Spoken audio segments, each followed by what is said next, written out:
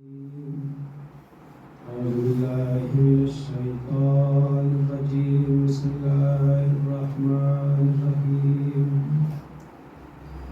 الحمد لله الذي نور قلوبنا بشعاع أنوار محبة الألوية وجعلنا من المتمسكين بولاية المرتزوية الذي فرض الله محبته ومودته على العربية والعجمية. والصلاة والسلام على مبلغ رسالات الإلهية سيدنا أبي القاسم محمد. اللهم صل على محمد وعلى آله الطيبين الطاهرين المعصومين المظلومين المنتجبين الذين أذهب الله عنهم الرجس وطهرهم تطهيرا. اللهم صل على محمد لعنة الله على أعدائهم أجمعين ومنكر فضائلهم وغاصب حقوقهم أجمعين. أما بعد فقد قال الله تبارك وتعالى بالقرآن الحكيم وهو أصدق الصادقين وقوله الحق بالحق. بسم الله الرحمن الرحيم. أفحسبتم أن أصحاب الكهف والرقيم كانوا من آياتنا عجبا. صلوات محمد عليه. اللهم صل على محمد وآل محمد. فیضان محترم معزز سامعین اکرام، شہادت امام حسن علیہ السلام کے حوالے سے ایک بڑی سزا کا انعقاد کیا گیا ہے، اور ہم جتنے بھی چاہنے والے دنیا میں موجود ہیں، ہماری کوشش ہوتی ہے کہ ہم معصومین کی ولادت میں جو ہے وہ اپنی خوشی کا اظہار کریں، اور ان کی شہادت یا وفات میں جو ہے وہ اظہار غم کریں. اور یہ مجلسیں جو ہے وہ شہادت کے اظہار کا ایک طریقہ ہے، اور ہمیشہ کوشش یہ کرتے ہیں کہ وہ چیزیں جو آج سے 1400 سال پہلے معصومین نے اپنی زندگی کو پرنسپل کے طور سے استعمال کیا تھا، انہی چیزوں کو لے کر آج کی زندگی میں جو ہے وہ ہم دیکھیں کہ ہم معصومین کی زندگی کے ساتھ کتنا ٹیلی کرتے ہیں. کیونکہ یہ جس طرح سے قرآن قیامت تک باقی رہنے والی کتاب ہے، اسی طریقے سے اہل بیت قیامت تک باقی رہنے والے افراد ہیں. اور جس طرح سے قرآن ہر شخص کو اس کی صلاحیت کے لحاظ سے فائدہ دیتا ہے، اسی طریقے سے اہل بیت ہر شخص کو اس کی صلاحیت کے لحاظ سے فائدہ دیتے ہیں. اب ایک مجلس میں ہم ساری چیزیں تو بیان نہیں کر سکتے، لیکن کوشش ہوگی کہ معصوم کی زندگی کا ایک پہلو لے کر اس کو تھوڑا سا جو ہے وہ ہم ایکسپلین کریں، پھر اس کے بعد جو ہے وہ اس کو اپنی زندگی میں دیکھتے ہیں کہ ہم کہاں پر ہیں اور اس کی ریئل پکچر جو وہ کیا ہے. اور آخر میں ایک نتیجہ ہمیشہ کی طرح سے میری کوشش ہوتی ہے کہ ایک ایسا نتیجہ دوں کہ جو آج کی سوسائٹی میں ہم کو اس کی بہت زیادہ ضرورت ہے. امام حسن کی زندگی کو جب ہم دیکھتے ہیں تو ایک ایسا پہلو امام حسن کی زندگی میں ہمیں دکھائی دیتا ہے کہ جو بہت آج کی سوسائٹی میں آپ کو ایک دم کامن دکھائی دے گا، کیونکہ ہم جس سوسائٹی میں جی رہے ہیں اس میں اس چیز کا آہستہ آہستہ ہم یہ دیکھ رہے ہیں کہ یہ چیز ختم ہو رہی ہے.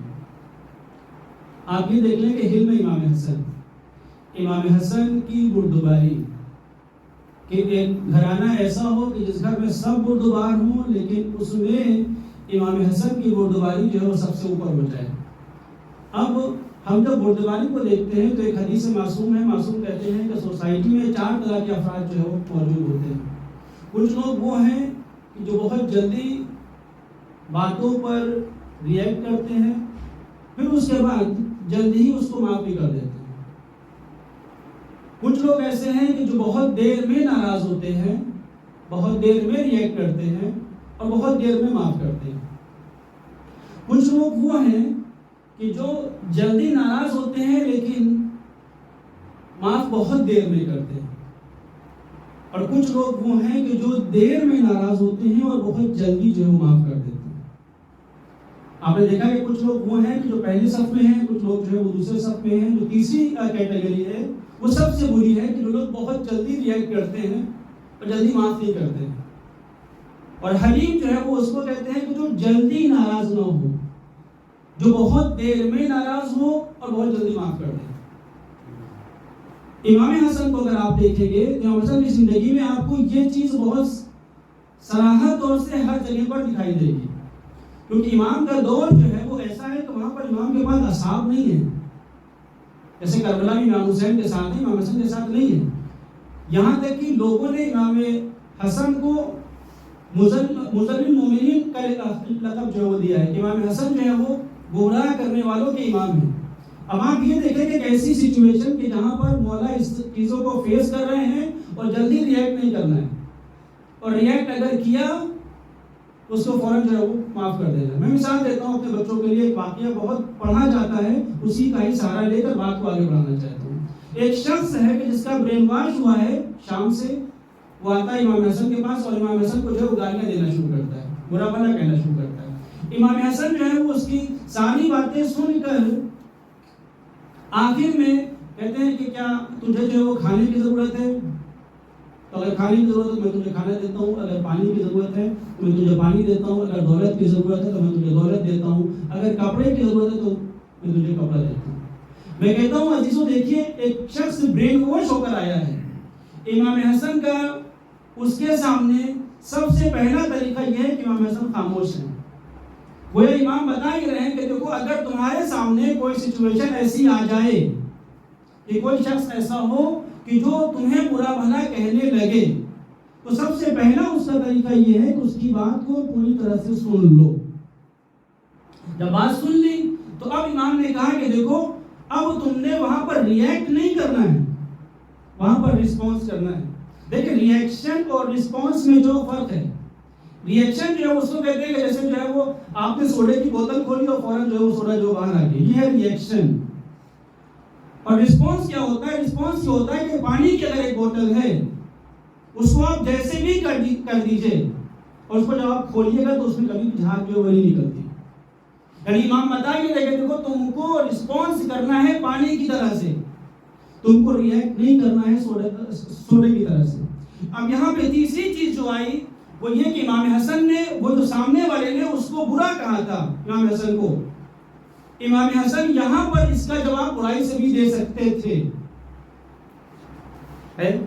اور آج کی سائیکالوجی میں ایفیکٹو کمیونیکیشن میں یہ چیز بہت لوگ کہتے ہیں کہ اگر آپ نے ایفیکٹو کمیونیکیشن کرنی ہے، اگر سامنے سے آگ آئی ہے تو آپ آگ نہ بھیجیں، اگر آپ نے بھی آگ بھیجی تو آگ جو ہے وہ بڑھ جائے گی۔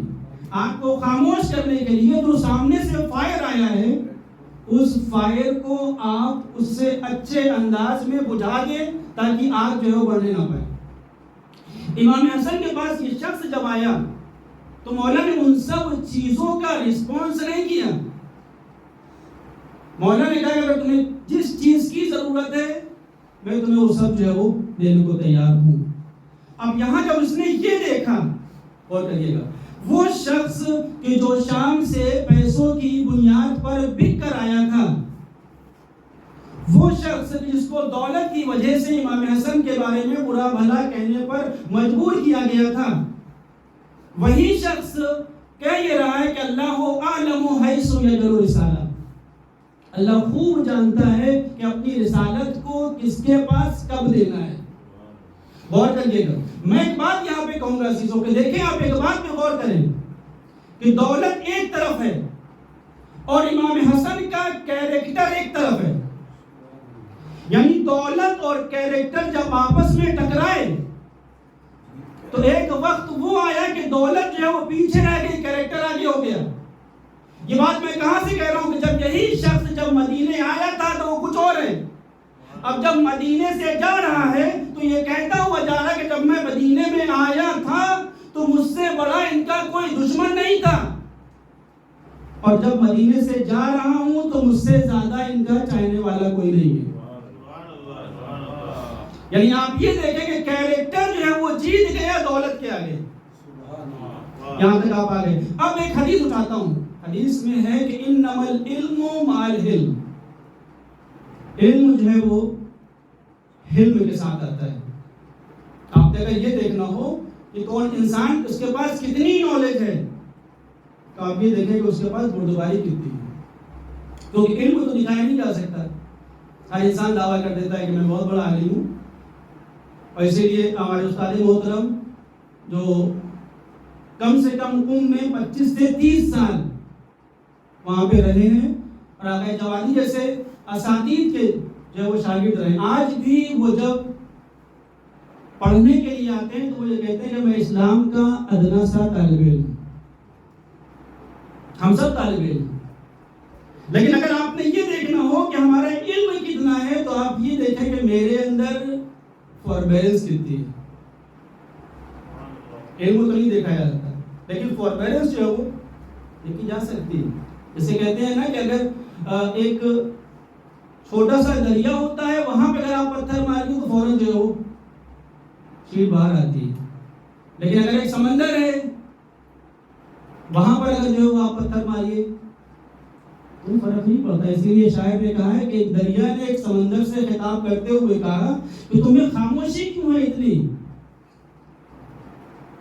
سمندر دریا کو پڑھ کے جواب دیتا ہے کہ جس دن تمہارے اندر گہرا پن میری طرح ہو جائے گا اس دن تم بھی میری طرح سے خاموش رہو گے۔ غور کریے گا۔ اب یہاں جب یہ آئی بات کہ اگر آپ نے جج کرنا ہو کس کے پاس کتنا علم ہے تو آپ یہ دیکھیں کہ اس کے پاس فوربیرنس کتنی ہے۔ یہ ایک بات ہو گئی۔ اب یہیں پہ ایک دوسری چیز آتی ہے، کیونکہ ہمارے بچے یہاں پر بیٹھے ہوئے ہیں، وہ یہ نہ سوچے کہ جو ہے وہ ہمیشہ ہر جگہ پر فوربیرنس ہی ضروری ہے، کیونکہ ہمارا دین جو ہے وہ ایسا نہیں ہے۔ ہمارے دین میں بیلنس ہے۔ ہمارا دین جہاں آپ کو یہ سکھاتا ہے کہ آپ نے سامنے والے کو اچھا رسپانس کرنا ہے، وہی ہمارا دین بڑھ کے آواز دیتا ہے کہ تکبر مع المتکبرین عبادت۔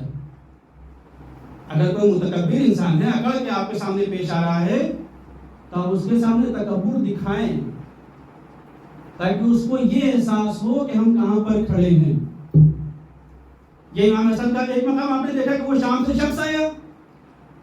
اب حدیث کا جو دوسرا فقرہ ہے اسی کو آپ دیکھیں کہ جب معاویہ امیر شام ایک مرتبہ مدینے آتا ہے اور آنے کے بعد تمام علماء کو جو ہے وہ دعوت دیتا ہے اور کہتا ہے کہ آج جو ہے وہ سب کے لیے جو ہے وہ ہمارا دل کر رہا ہے کہ ہم جو پیسے دیں۔ سارے علماء جو ہے وہ آ گئے۔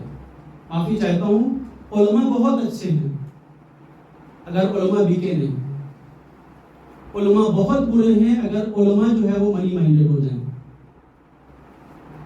سارے لوگ امیر شام کے پاس پیسہ لینے کے لیے ایک ایک تجوری کے طور سے یا ایک ایک تھیلی کے طور سے امیر شام نے سب کچھ جو دیا۔ امیر شام نے نوٹس یہ کیا، غور کریے گا، امیر شام نے نوٹس یہ کیا کہ سب آئے لیکن حسن نہیں آئے۔ غور کریے، امیر شام کو کر رہی وہ کہتے ہیں کہ سب آئے حسن نہیں آئے۔ حسن نے نہ آ کر یہ بتا دیا کہ میں ان علماء سے نہیں ہوں کہ جو علماء بازار میں بک جاتے ہیں۔ فوراً جو ہے وہ حکم دیا اور ڈالی جا کے حسن کو بلا کے لے جاؤ۔ غور کریے، توجہ چاہتا ہوں۔ امام حسن آئے، آنے کے بعد امیر شام نے امام حسن کو اپنے پہلو میں بٹھایا اور جو دولت تقسیم کر رہا تھا اس سے امیر شام پوچھتا ہی ہے کہ ہمیں یہ بتاؤ کہ تم نے اب تک کتنا تقسیم کیا۔ اسے بتا دیا کتنا اماؤنٹ جو میں نے تقسیم کیا۔ امیر شام یہ بہت اچھے یہاں پہ کہتے ہیں کہ ہر چیز میں جب پڑھا کریں تو اس میں وائے ضرور رکھا کریں کہ وائے کیوں امیر شام ایسا کر رہا ہے۔ امیر شام اس سے یہ کہتا کہ جتنا تم نے سارے علماء کو دیا ہے وہ سب جو ہے وہ حسن کی خدمت میں لا کر رکھا۔ میں کہتا ہوں کیوں امیر شام ایسا کر رہا ہے؟ امیر شام اپنے الفاظ سے یہ بتا رہا ہے کہ جو حسن کا مقام ہے مدینے میں، وہ سارے علماء ایک طرف، حسن ایک طرف، اور کہیے گا سارے علماء ایک طرف، حسن ایک طرف. اگر حسن لے لے تو اس کا مطلب ہے کہ سب آ گئے، اور کہیے گا. اور اگر حسن نے ریجیکٹ کر دیا تو اب سب لے لیں، لینے کا کوئی فائدہ نہیں ہے. شاید یہی وجہ ہے کہ علامہ مودودی سے جب یہ پوچھا گیا کہ امام حسین نے بیعت کیوں نہیں کی، جب سب بیعت کر رہے تھے تو حسین کو بھی بیعت کر لینا چاہیے تھا، تو مودودی صاحب نے بڑھ کے یہی جواب دیا تھا کہ میرا سوال ان لوگوں سے یہ ہے کہ جب حسین نے بیعت نہیں کی تھی تو ان تم لوگوں نے کیوں بیعت کر لی؟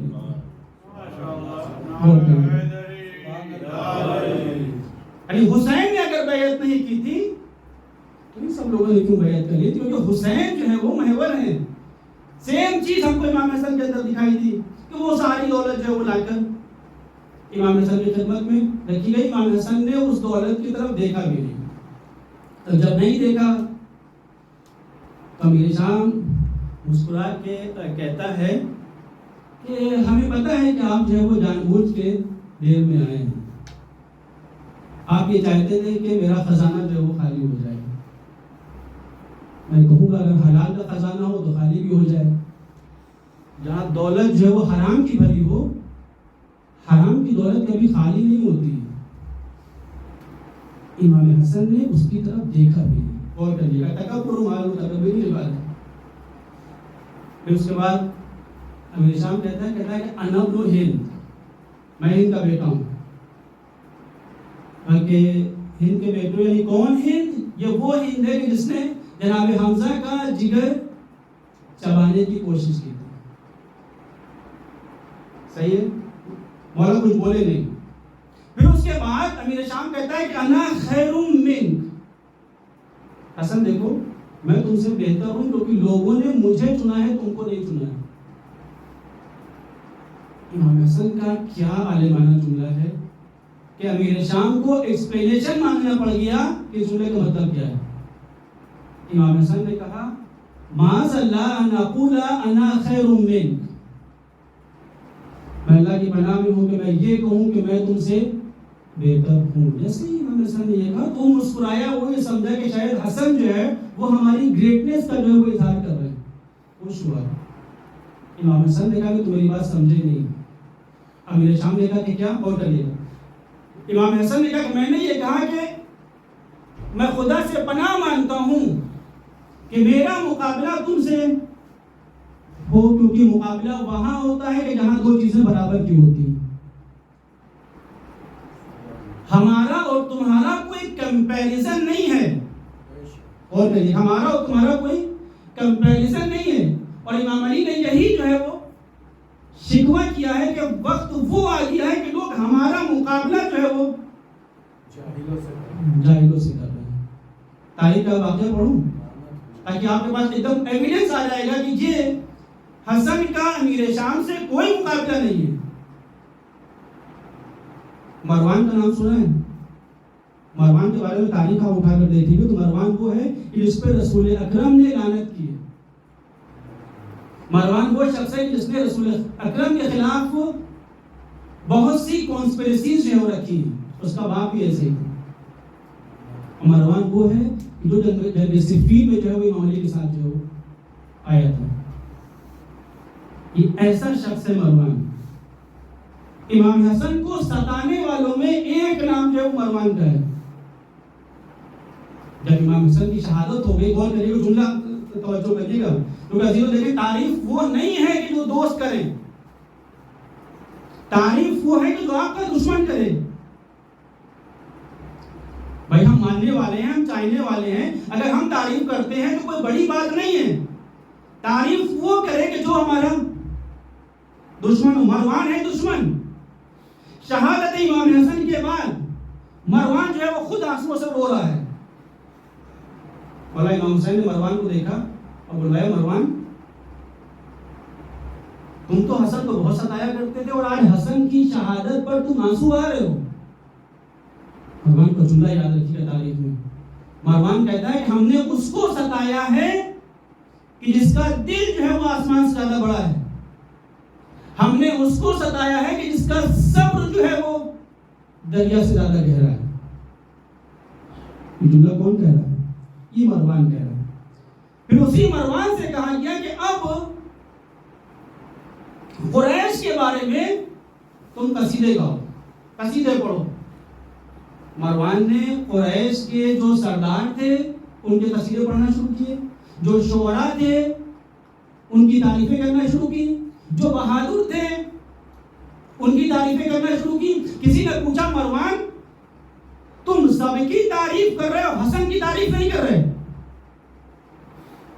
مروان نے کہا کہ نادان، دیکھو جب میں شعراء کا مقابلہ کر رہا ہوں تو قریش کے شعراء سے کر رہا ہوں، جب میں سرداران قریش کا تذکرہ کر رہا ہوں تو قریش کے سرداروں سے مقایسہ کر رہا ہوں، جب میں سرماؤں کی تعریف کر رہا ہوں تو قریش کے جو سرما ہیں میں ان کی تعریف کر رہا ہوں۔ لیکن دیکھو جب حسن کی تعریف کروں گا تو وہاں قریش سے مقایسہ نہیں ہوگا، انبیاء سے ہوگا۔ حسن کا مقایسہ اگر ہوگا تو وہاں آدم سے ہوگا، وہاں نوح سے ہوگا، وہاں ابراہیم سے ہوگا۔ تو حسن اور امیر شام ان دونوں کا کوئی مقایسہ نہیں ہے۔ تو تاریخ میں لا کر جو ہے وہ ایسے مقام پر لا کر کھڑا کیا کہ جہاں پہ لوگ اس کنفیوژن میں مبتلا ہو گئے، کہاں حسن اور کہاں امیر شام۔ اب یہی امیر شام آپ یہ دیکھیں کہ آج ہمارے یہاں سوسائٹی میں جتنا ہمارے یہاں اہتمام ذہنوں میں یہ آتا ہے کہ امام حسین نے بہت بڑا کارنامہ انجام دیا کربلا میں، اور کریے، اور امام حسن نے تو رسول کر دیا۔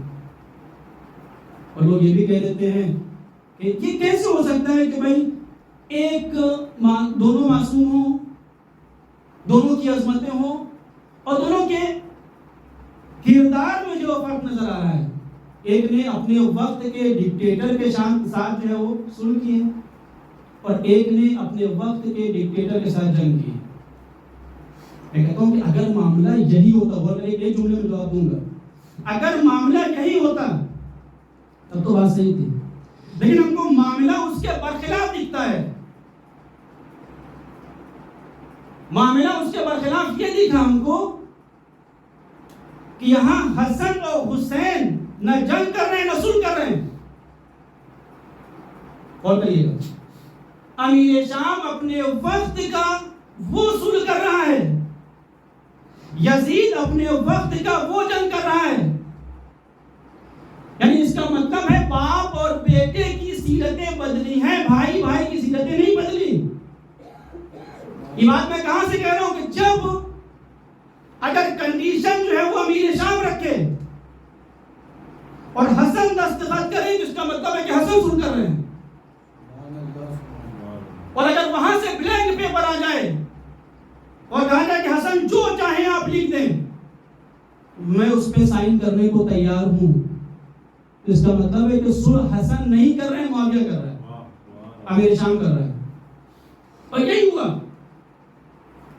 اب یہاں پر آپ یہ دیکھیں، اور سیم چیز کربلا میں امام حسین کے ساتھ بھی آپ کو دکھائی دے گی کہ امام حسین شب عاشور تک نہیں چاہتے تھے کہ جنگ ہو، نہیں چاہتے تھے۔ کوئی بھی تاریخ میں آپ کو نہیں ملے کہ امام حسین نے خود حملہ کیا۔ صبح عاشور پہلا حملہ ادھر سے ہوا ہے تو پھر مولا نے جو ڈیفینسو کاروائی جو کی، مولا نہیں چاہتے تھے، لاسٹ مومنٹ تک مولا یہ چاہتے تھے کہ شاید باتوں سے چیزیں جو وہ بن جائیں۔ لیکن اب فرق پہچانیے گا، توجہ کہتا ہوں، فرق پہچانیے گا۔ ایک جگہ بات خلافت کی تھی، ایک جگہ بات بیعت کی تھی۔ جہاں بات خلافت کی ہوتی ہے وہاں پہ معصوم خلافت چھوڑ دیتا ہے، لیکن جہاں پہ بات بیعت کی ہوتی ہے معصوم سر نہیں جھکا سکتا۔ یہ دونوں کی سیرتوں میں آپ کو فرق نہیں دکھائی دے گا، فرق ان دونوں کے کردار میں آپ کو دکھائی دے گا۔ نہ دونوں بھائی ایک ہیں۔ آپ یہاں تک آگے بس دو تین جملے اس کے بعد ربطی مسائل۔ اب جب یہاں پر آپ آئے تو میرا دل چاہتا ہے کیوں رسول نے کہا تھا کہ حسن و حسین کے دونوں امام ہیں، چاہے کھڑے ہوں چاہے بیٹھے ہوں۔ اور حسن و حسین دونوں امام ہیں، چاہے کھڑے ہوں چاہے بیٹھے ہوں، یعنی اس کا مطلب ہے کہ اگر یہ جنگ کریں تو بھی امام، اگر یہ صلح کریں تو بھی امام. اب یہیں سے عزیزوں فرق پتہ چل جاتا ہے صحابیت کا اور کریے گا اور اہل بیت کا. صحابیت بہت محترم ہے. کوئی انسان جناب سلمان کا مقابلہ نہیں کر سکتا. جناب سلمان کا مقام بہت اوپر ہے. کوئی انسان جناب مقداد کا مقابلہ نہیں کر سکتا، ان کا مقام بہت اوپر ہے. کوئی انسان عمار کا مقابلہ نہیں کر سکتا، کوئی انسان ابو ذر کا مقابلہ نہیں کر سکتا. لیکن صحابیت اور اہل بیت میں ایک بنیادی فرق ہے. بزرگان بیان کرتے ہیں کہ صحابیت وہ ہے کہ جو یہ تو بتا سکتی ہے کہ رسول نے کیا کیا، اور اہل بیت وہ ہیں کہ جو یہ بتاتے ہیں کہ اس مومنٹ میں اگر رسول ہوتے تو کیا کرتے. یعنی اس کا مطلب یہ ہے کہ صحابیت ماضی سنوارتی ہے، اہل بیت مستقبل سنوارتے ہیں. جو مستقبل سنوار دے اسے اہل بیت کہتے ہیں، جو صرف ماضی پہ توجہ کرے اسے صحابی کہتے ہیں. امام حسن، امام حسین، ان دونوں کی سیرتیں ایک ہیں. وقت کے تقاضے الگ الگ. ابھی تمہیں وقت میں گنجائش نہیں ہے، ورنہ انشاءاللہ کسی اور مجلس میں بھی تہجد کے جب ایام آئیں گے تو آپ یہ دیکھیں کہ امام حسن نے پہلی کنڈیشن جو امیر شام کے لیے لکھی ہے، کیا لکھی ہے؟ پہلی کنڈیشن یہ لکھی ہے کہ امیر شام کو سنت الہی، سنت رسول، ہمارے بابا کی سیرت کو فالو کرنا ہوگا. پہلی کنڈیشن یہی تو ہے نا. امام حسین کا مدینہ سے نکلے تو انہوں نے بھی یہی کہا تھا کہ میں اپنے نانا کے جد کی اصلاح کے لیے نکل رہا ہوں. یعنی اس کا مطلب ہے کہ دونوں ٹائم میں چیزیں ویسی نہیں ہو رہی تھی جیسا رسول چاہتے تھے، جیسا علی چاہتے تھے، جیسا پروردگار چاہتا تھا. اس چیز کو انشاءاللہ چہلوں میں جب مجالس ہوگی تو اس میں میں اور تھوڑا جو ہے بولوں گا، آج جو وقت نہیں.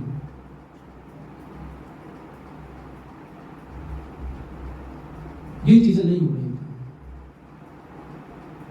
جس کے لیے جو کام حسن نے کیا، اگر حسین ہوتے تو وہی کام حسین ہوتا.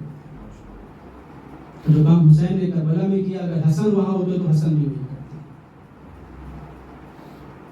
اسی لیے میں یہ کہہ دیا کرتا ہوں کہ حسن نے مرض کی تشخیص کی تھی، حسین نے مرض کا علاج کیا تھا. جیسے تشخیص کرنا امپورٹنٹ ہے، ویسے ہی جو وہ علاج کرنا امپورٹنٹ ہے. ہاں بابا حسن ہمارا مظلوم ترین امام امام حسن. میں نے یہ جملہ کہا ہے کہ مظلوم ترین امام، واقعی امام حسن مظلوم ترین امام. ایرانیوں نے ایک سیریل بنایا تھا تنہا ترین سردار.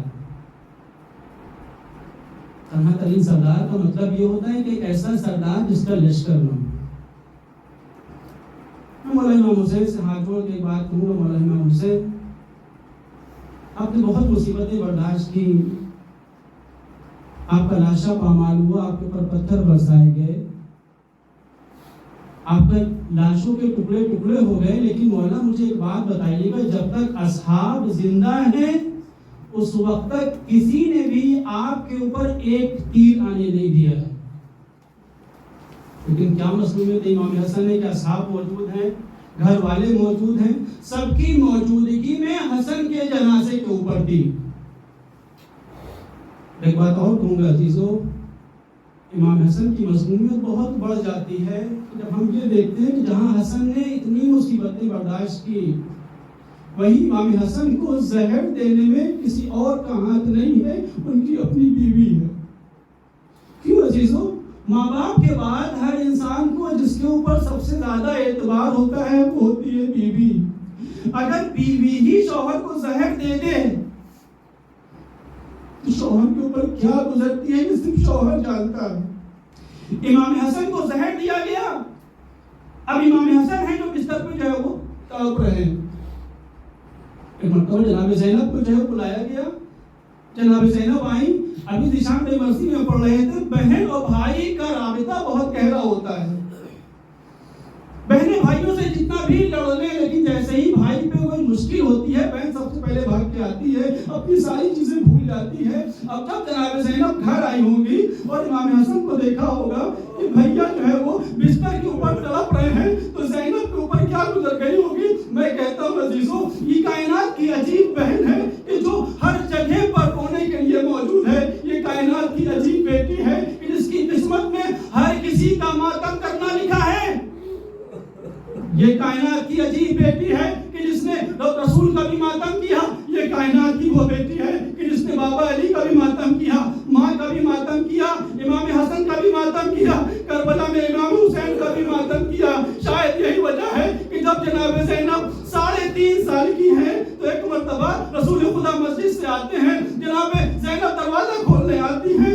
रसूल खुदा उतनी ही मोहब्बत जितनी हसनैन को देते हैं उतनी ही मोहब्बत ज़ैनब को देते हैं। ज़ैनब की पेशानी पे बोसा लेते हैं और कहते हैं, ज़ैनब तुमने दरवाजा क्यों खोला?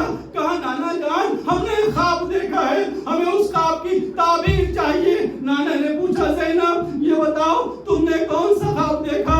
कहा, हमने ये देखा कि एक सहरा है, उस सहरे में मैं अकेली खड़ी हुई हूँ और आंधियां चल रही है। उसी दौरान एक दरख्त है, उस दरख्त पे मैंने सहारा लिया, लेकिन उस आंधी ने एक वक्त वो आया कि इतनी तेज हुई कि वो दरख्त भी उखाड़ कर वो आंधी ले गई। मैंने दूसरे दरख्त पे सहारा लिया, थोड़ी देर के बाद वो दरख्त भी आंधियों के जोर पर उखड़ के चला गया।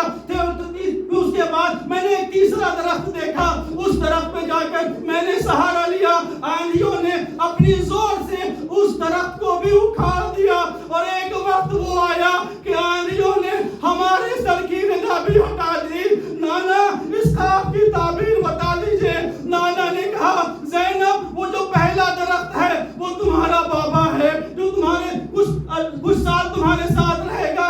ज़ैनब वो जो दूसरा दरख्त है वो तुम्हारा भाई हसन है जो तुम्हारे साथ रहेगा। और ज़ैनब वो जो तीसरा दरख्त है वो हुसैन है कि जो हुसैन तुम्हारे साथ असले आशूर तक रहेगा। लेकिन एक वक्त वो आएगा कि जब ये सारे दरख्त उखाड़ दिए जाएंगे तो ज़ैनब तुम्हारी निगाह भी छीन ली जाएगी। अजरकुमुल्लाह, ये है ज़ैनब। जनाब ज़ैनब घर आती है, क्या देखती है? भाई है जो बिस्तर पे तड़प रहा है।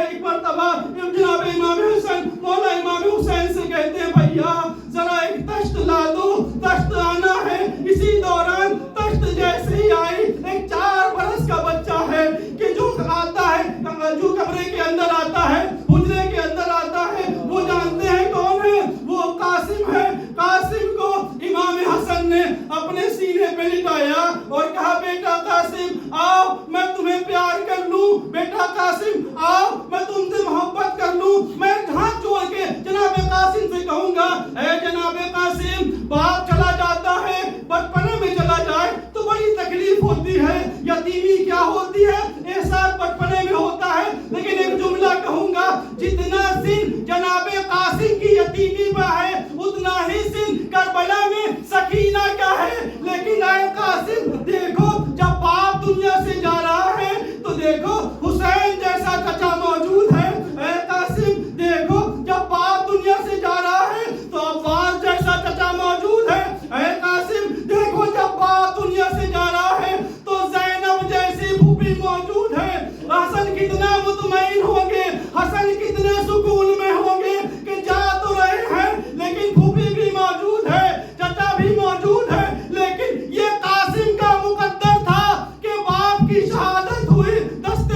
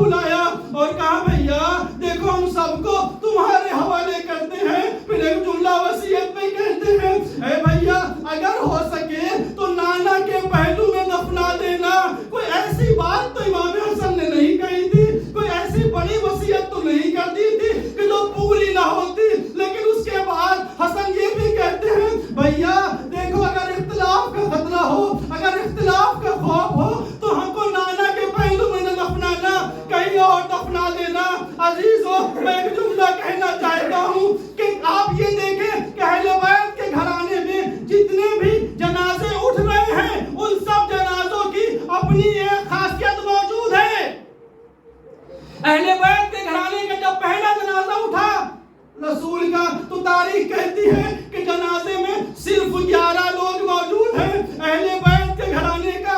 جب دوسرا جنازہ اٹھا لوگ کمپلین کرتے رہے, لوگ یہ کہتے رہے ہم کو کیوں نہیں بلایا گیا, ہم بھی تو آنا چاہتے تھے. اہل بیت کے گھرانے کا پہلے جنازے میں صرف 11 لوگ ہیں. جب دوسرا جنازہ اٹھا تو اب یہاں پر ہم یہ دیکھتے ہیں کہ جو 95 دن کے بعد اسی گھر سے جنازہ اٹھا رسول کی بیٹی کا جنازہ, اس جنازے میں صرف 6 لوگ شامل ہیں. عزیزو پھر لوگوں کو شکایت ہوئی کہ ہمیں کیوں نہیں بلایا, ہمیں بھی تو بلانا چاہیے تھا. اہل بیت کے گھرانے کا تیسرا جنازہ جب 21 رمضان کو اٹھا تو وہاں جنازے اٹھانے والے صرف 2 لوگ ہیں. آگے سے مولا نے وصیت کی تھی حسن حسین دیکھو ہمارا جنازہ آگے سے خود بخود اٹھے گا, ہمارے جنازے کو پیچھے سے سہارا دینا. یہاں پہ 2 لوگ موجود ہیں, لوگوں کو شکایت. میں کہتا ہوں اہل بیت کے گھرانے کا یہ ایک پہلا جنازہ تھا جو امت کے حوالے کیا گیا. حسین نے غسل دیا, حسین نے کفن دیا. اب حسین چاہتے ہیں کہ مزار رسول کے نزدیک لے جا کر حسین یہ چاہتے ہیں کہ حسن کو وہاں دفنا دے, لیکن ادھر مزار رسول کی طرف چلے. ادھر سے آواز آئی دیکھو ہم حسن کو نانا کے پہلو میں نہ دفن ہونے دیں گے. میں کہوں گا جیسے ہی یہ جملہ کہا مولا نے اپنا رخ بقیع کی طرف موڑ دیا. میں ہاتھ جوڑ کر شہزادی جناب فاطمہ سے ایک جملہ کہوں گا, اے بی بی آپ یہ دیکھیے بڑی غربت میں آپ کی شہادت ہوئی, تاریکی شب میں آپ کا جنازہ اٹھا, لیکن کسی نے کم سے کم جنازے کی بے حرمتی تو نہیں کی.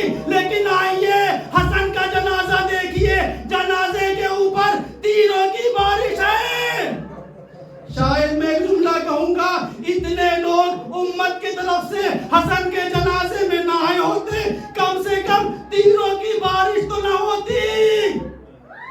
ان بہنوں سے کوئی پوچھے کہ جن بہنوں نے بھائی کا جنازہ پھولوں سے سجایا ہو اور اسی جنازے کے اوپر تیروں کی بارش ہو جائے. عزیزو حسین ہے کہ جو جنازے کو لے کر بقیع میں جا کر حسن کو دفن کر دیتے ہیں. لیکن میں یہاں پہ ایک جملہ کہوں گا عزیزو, بس آخری جملہ ہے, مجلس تمام ہو گئی. دیکھیے جب حسن کو دفن کر دیا تو دستور کیا ہوتا ہے, دستور یہی ہوتا ہے کہ دفن ہونے کے بعد تمام لوگ گھر آتے ہیں اور تعزیت پیش کرتے ہیں, تسلیت پیش کرتے ہیں, ایک دوسرے کو تسلی پیش کرتے ہیں. لیکن جب حسن کے جنازے پر تیر برسے ہوں گے تو کیا زینب کے کانوں میں خبر نہ گئی ہوگی, کیا ام کلثوم کے کانوں میں خبر نہ گئی ہوگی. شاید یہی وجہ ہے کہ جب عباس دفن کرنے کے بعد گھر آتے ہیں تو ایک حجرے میں جا کر سر کو نہوڑا کر بیٹھ جاتے ہیں, رونے لگتے ہیں.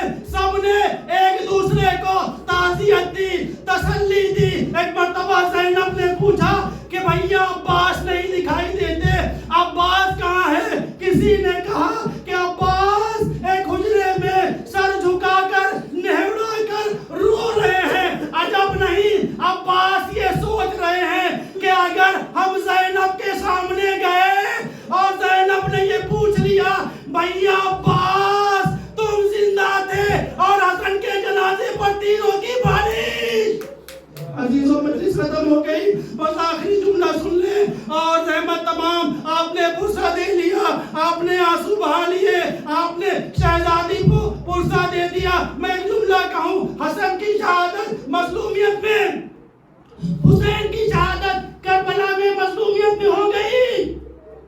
لیکن میں ہاتھوں کو جوڑ کر سرکار سید الشہداء سے ایک جملہ کہوں گا, مولا دیکھیے کربلا کے بن میں آپ کو بڑی اذیتیں ہوئی, بڑی تکلیف دی گئی, آپ کو بڑا ستایا گیا, آپ کے بدن کے اوپر بڑے زخموں کے نشان, کسی نے پتھر مارا جس کے پاس کچھ نہ تھا, اس ہر طرح سے مولا کو اذیت دے رہا ہے اور آپ کا لاشا بھی پامال ہوا. لیکن مولا آپ کی شہادت کے بعد کم سے کم آپ کا روزہ تو تعبیر ہوا. مولا آپ کی شہادت کے بعد لاکھوں زائرین ہر سال آپ کی زیارت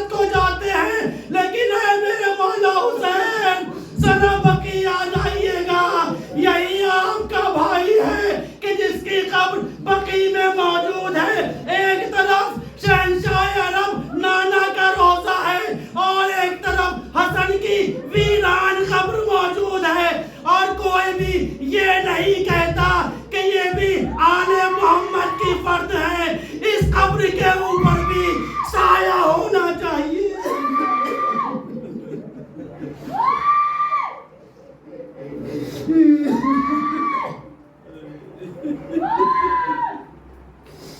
اِنَّا لِلَّهِ وَإِنَّا إِلَيْهِ رَاجِعُونَ۔